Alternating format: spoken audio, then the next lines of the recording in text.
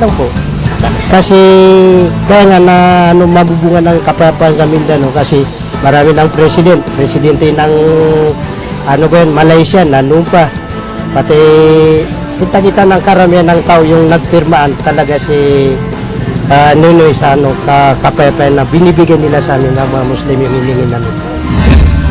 Siyempre lahat naman yung may di ba? May limits din. Kumbaga, may national policy ka, mag-a-abide pa rin dapat doon kung ano yung policy ng government. So, hindi naman pwedeng lahat ng gusto ng either party, kaya may negotiation yan eh. So, meron siya middle ground dapat. Malaking paniniwala ko sa nangyaring pagkaroon ng kapayapaan sa Mindanao sapagkat ilang taon na ang pagiging bagulo sa Mindanao pero ngayon makakamtan na ang tunay na kapayapaan. Magkaroon kami ng magandang pamumuhay, trabaho at saka edukasyon para sa aming mga kabataan.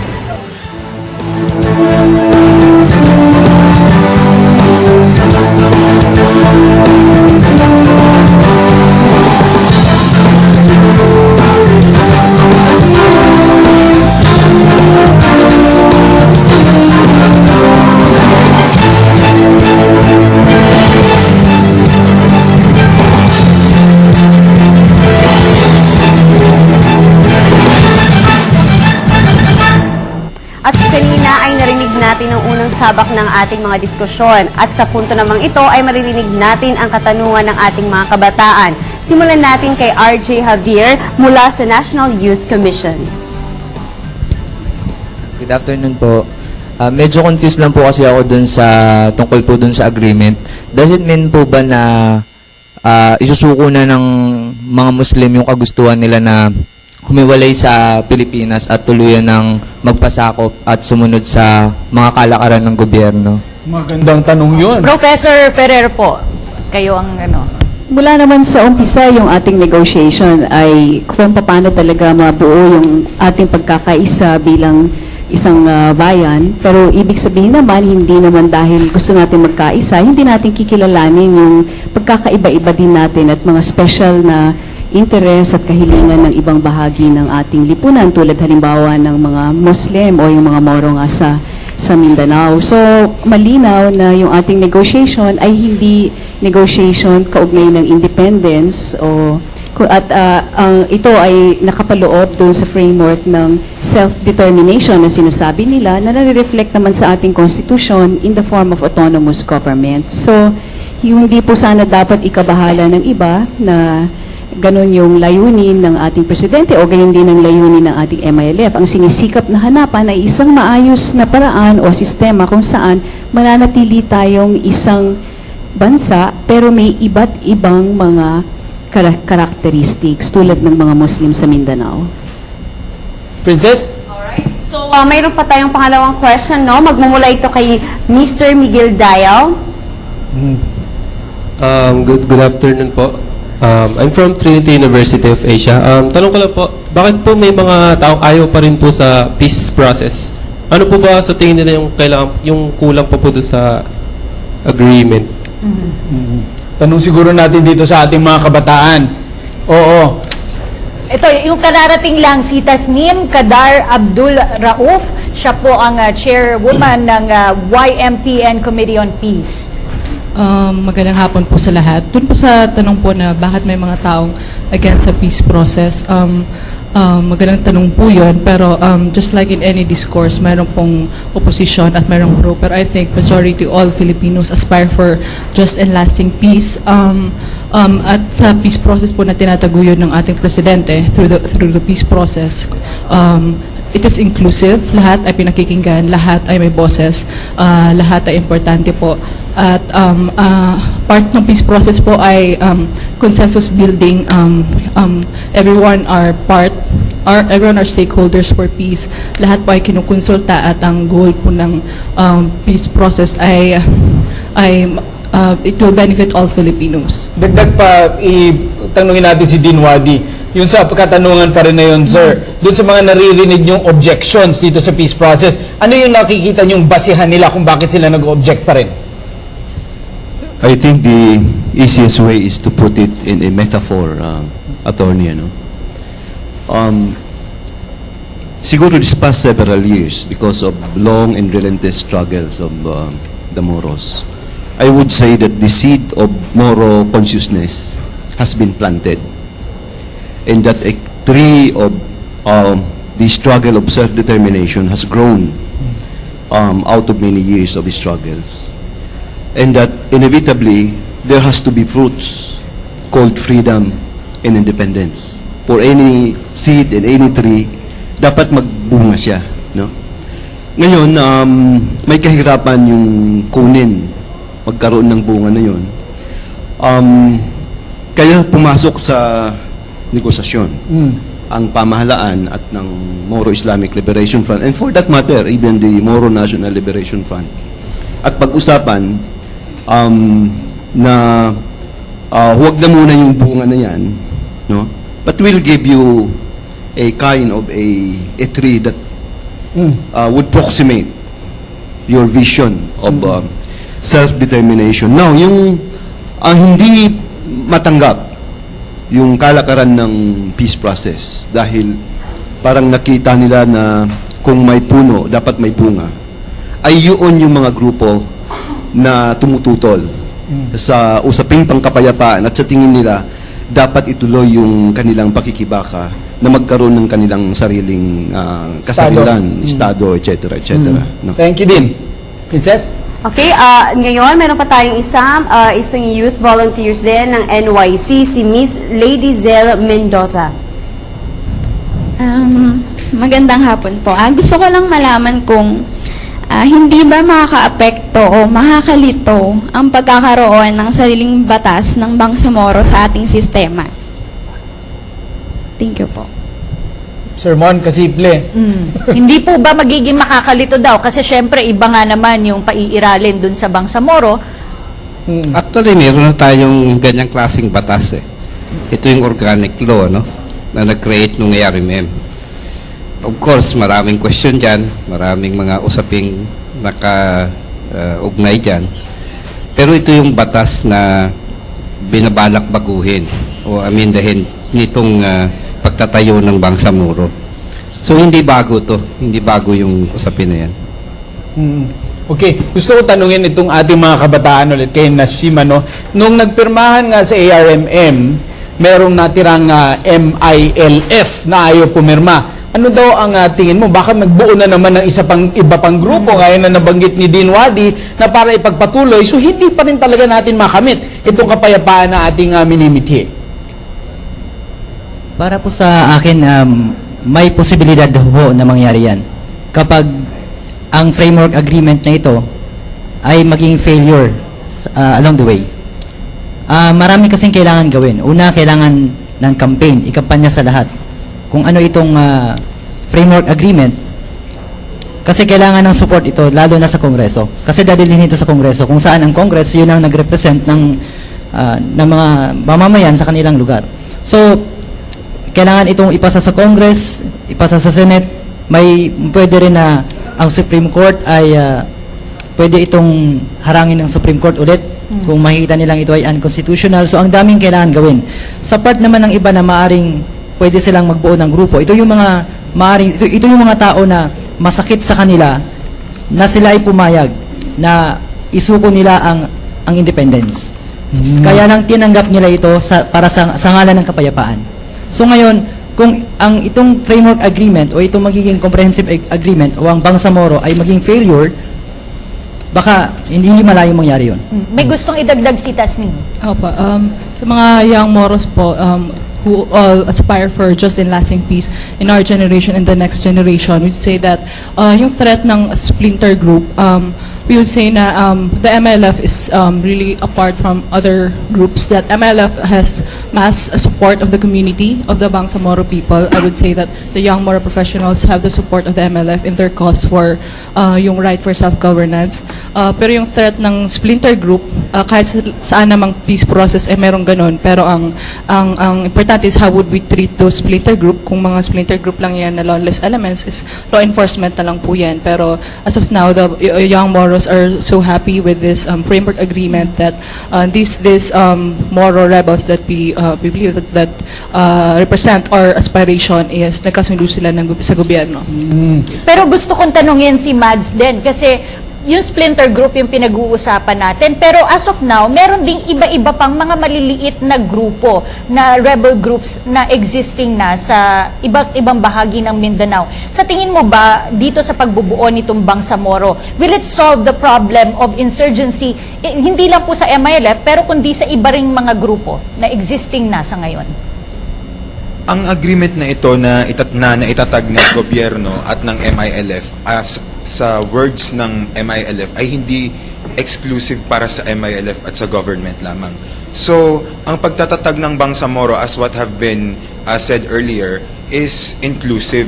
Kung meron mang mga concerns like yung mga ibang mga splinter groups nga na mga nasabi, marami, siyempre, dito sa Bangsamoro, we are hoping that this will also be solved. And we believe, we are very optimistic that this will be solved, this concern will be solved, considering that this Bangsamoro is aimed at really looking at the different problems within within Mindanao.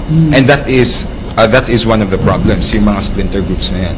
Nabanggit ni Nash kanina, Kat, no, na posibleng magbuo ng iba pa mga grupo, magiging rebelde if it fails. At malaking posibilidad kung masasabi pa rin ng mga kababayan natin na wala namang pagbabago sa aming buhay. But that has a lot to do with governance and fighting corruption and building a culture na excellent. Tanong ko kay Professor Ferrer, Prof, dito sa gagawin nating structure, dito sa basic law, paano natin masisiguro na mas magandang struktura na talagang magbubunga ng kapayapaan at pag-unlad dun sa rehiyon? Alam mo, lahat ng elements na yan, actually, inuumpisa na natin ngayon. Kung tatandaan nyo, nagbago tayo ng registration list sa kasalukuyan ARM kasi nga napakatindi ng mga dayaan nangyari noong nakarang eleksyon dyan. So yung paglilinis niyan ay ngayon pa lamang ay kasama na dun sa reforma na gusto natin ituloy-tuloy, lalo pa pag natayo na itong Bangsamoro. Kung titignan din natin yung structure, yung design at saka yung iba't ibang provisions dyan, ang makikita natin dito ay meron talagang kagustuhan yung ating mga kapatid na Muslim na mabago yung imahe ng kanilang lugar. So ibig sabihin, napakalaki ng responsibilidad, alam nila yan na napakalaki ng responsibility na this time pakita nila na iba sila at hindi sila kamukha ng mga bad examples in the past na kung tutusin ay hindi lang naman makikita sa Muslim Mindanao ay makikita rin naman sa ibang bahagi ng Pilipinas. So, ito po, this is really the challenge. Kung institutionally, yung structures na bubuo dyan ay will provide the check and balance to ensure the good governance, but in the end, it's really the test of leadership. As well as yung strength na rin ng ating mga civil society organizations na tiyakin nila na kung sino man ang umupo dyan sa pamahalaan na yan ay hindi siya daang matuwid ang kanyang tatahakin. Tanungin natin si Dean Wadi kasi nabanggit nga ni Professor Ferrer, mababago itong political structure kung sakaling ma-implement na at maisaayos na itong Bangsamoro entity. Paano po ba ang magiging istruktura ng pamamahala sa rehiyong iyon? I think the most fundamental would be magiging strong ang legislature dito sa Bangsamoro, ano? Kasi sa kalakaran niyo sa ARM, ang malakas dyan, yung regional governor, no? Ang nangyari kasi, pag sino yung gustong patakbuhin ng administrasyon, ay usually yun ang nananalo. And oftentimes, parang nagkakaroon ng masyadong malapit ang relasyon ng regional governor sa Malacanang, making the ARM simply an extension of Malacanang, no? And it defeats the very purpose of autonomy. Whereas, itong Bangsamoro, nakikita natin, dahil magbubuo siya ng parliament. Ang parliament, ang panggagalingan niyan ay galing sa mga political parties. In the long term, I think the MILF would demobilize itself, it would transform itself into a political party. So, isa siya dun sa tatakbo sa magiging party ng parliament. Doon ay i-elect sila ng chief minister na kung saan hindi siya kontrolado supposedly ng national government kasi sila mismong pipili. So may some degree of independence yung magiging new structure ng Bangsamoro, kaya nga ministerial ang tinawag diyan. So doon sa party ng yun, may pagbabago. But you know, Mark, Cathy, ang inayos natin diyan yung what I call the national-local relation o yung vertical relations of power. Pero hindi natin dapat tanggalin yung kahalagahan, what I call the horizontal divisions of power. Ito yung executive, legislative, legislature, na malaki ang kinalaman dito sa vertical relations of power. Kasi ito yung mga nagtatakda ng batas, nagde-decide kung anong po pwedeng gawin, kung isuspend ang election dyan or etc. tulad ng nangyari recently. Ang nangyari lang ngayon, parang nakita natin dito sa baba yung inayos, but hindi natin naayos ang sa taas. Halimbawa ngayon, ito uulitin ko, wala man lang candidates na Muslim isinama yung administration at opposition as sa senatorial lineup. Ibig sabihin, sinara na natin yung Senado na walang Muslim representative dyan. Sa tingin natin, hindi maganda yon kasi pag walang magiging parang champion ng Bangsamoro entity sa national government, ay hindi rin maayos yung walang garansya, yung parang trust or the faith of the Bangsamoro entity natatakbo siya ng maayos kasi walang parang representative dito sa taas. Pero siguro din as the Bangsamoro people strengthens and unites, baka hindi na siya magiging accommodation, magiging necessity na siya dahil nabuo na nga yung puwersa, nabuo na nga na pag-isa yung Bangsamoro. Siguro down the road, ano? Pwedeng ganun, but you know, remember the setup is still autonomy, no? And in fact, ang maaaring maging problema diyan kung magiging nationalistic yung magko-compose ng parliament, magkakaroon ng polarization. Iba yung position ng government, national government, iba yung position ng parliament. May ipit yung chief minister. You know, because by logic, the chief minister has to sort of also take into account the positions of the president. So, ibig sabihin kailangan mo ng balanse. You know. So, at any rate, this is I think the subject of discussions of the transition committee para maayos talaga yung relationships, especially yung power of supervision ng president over the new Bangsamoro entity. That's very interesting, Mark, itong dynamics nito. Hindi lamang doon mismo sa rehiyon, ngunit maging in relation to the national government. Tapos, will it even be better for them if they're accommodated or better for them to be challenged to unite so they will be represented in the national scene? Napakagandang mga katanungan niya. Ang isang mahalagang nakikita kong katanungan din na gusto kong tanungin, dito naman kay Mr. Bullicer na matagal na rin sa Mindanao at nagnenegosyo doon. Sa iyong pakikipag-interact with the local leaders there in the region, do you think they are ready for this kind of change in the political structure? I think so. We have seen great leaders coming from Mindanao or from Muslim leaders who had proven themselves in their own rights to be involved in governance, even at the national level. Our own experience in setting up the banana plantation, this involved foreign money. And in fact, people were saying, nako, nag-aaksaya kayo ng panahon dyan. You cannot even start, you cannot even get into an agreement with the leaders. Mga Muslim yan eh. Ganon ang, and I came from that background also kasi, by the way, I was born Catholic, grew up as Catholic. And sabi ko, masama ang Muslim eh. That's how I was told by my grandparents, my parents. And then I learned that kabaligtaran pala. So anyway, that's another aspect. But yeah, we have the faith. I still consider myself as an outsider by way of background, but very much insider by way of day-to-day life because the plantation is there.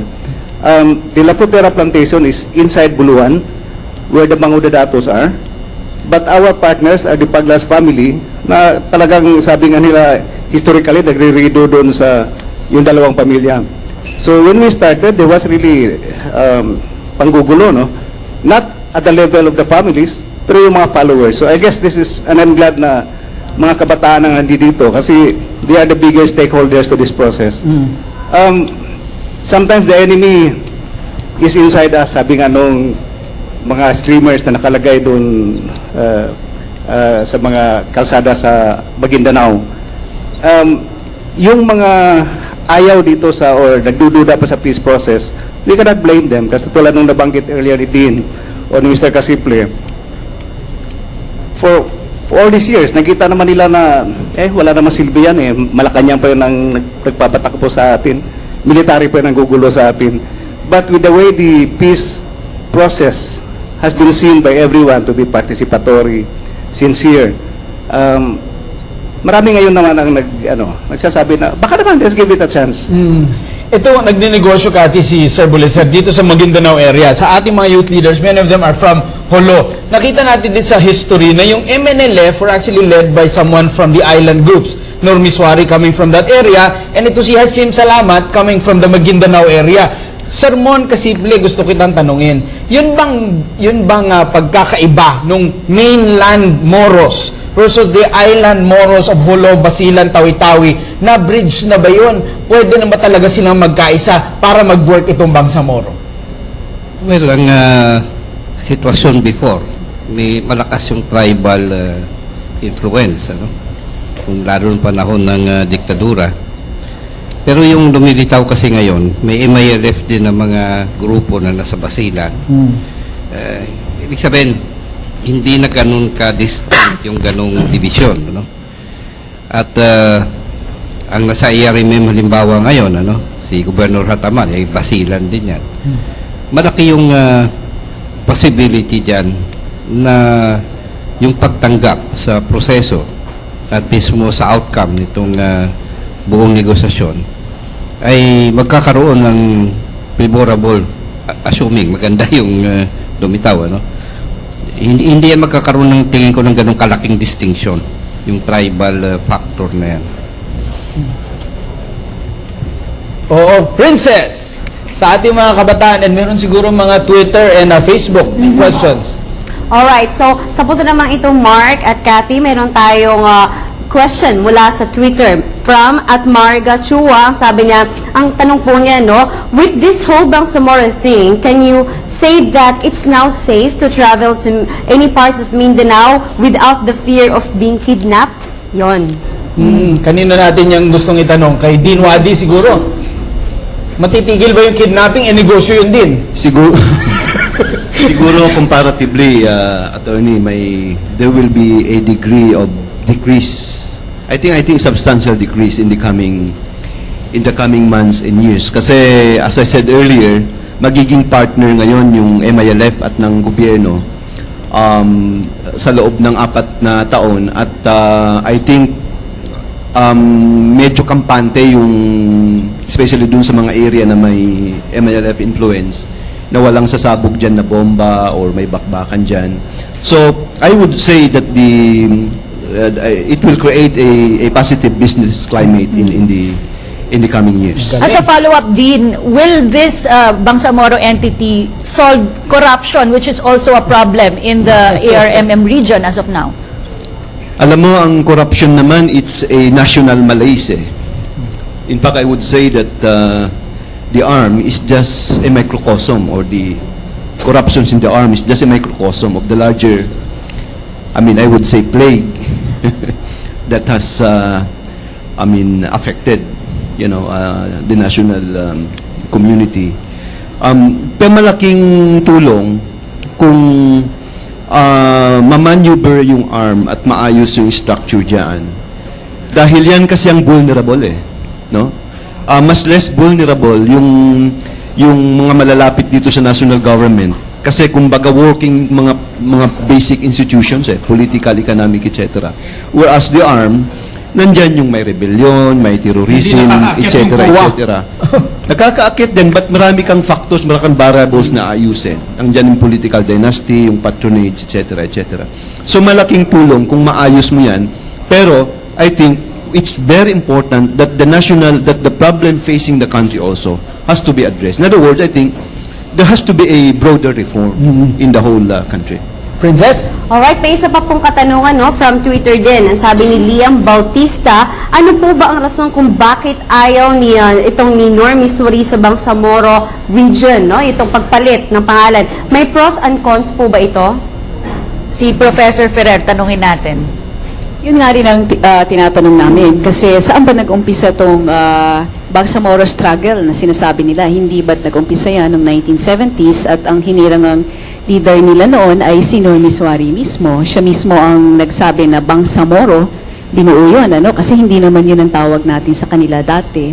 Yung Moro dati ay hindi magandang pakinggan mismong sa kanila, pero ang nangyari dyan sa paglaban doon sa kanilang sariling identity ay nabaligtad yung Moro, naging pangalan na may pride, pangalan ng identity ng isang grupo ng mga tao, iba-ibang tribo, pero nagkakaisa dun sa kanilang unique history kung saan nga hindi sila nag-convert sa Christianity kamukha ng ibang bahagi ng bansa. So, sana makita yun ni Maas, Maas Noor, na yung kanyang papel sa kasaysayan ay kinikilala na. Ang maganda ngayon naman sa MILF, kita nyo naman, hindi mahalaga sa kanila na sila ang mamuno, diretso, at makita natin iba rin ang pamamalakad. Kung kaya't nga humiwala yung MILF sa MNLF noon, meron silang mga issue kaugnay ng leadership. Ang personalistic leadership, yung nakita nila sa bahagi ng MNLF, ngayon makikita natin sa MILF, mas democratic sila, mas collective yung kanilang pamumuno at walang isang tao na nagdidikta kung anong mangyayari. Okay, maraming salamat Professor Ferrer. Pagpapatuloy pa po namin ang diskusyon patungkol dito sa Framework Agreement tungkol sa Bangsamoro sa pagbabalik ng PTV Special Forum.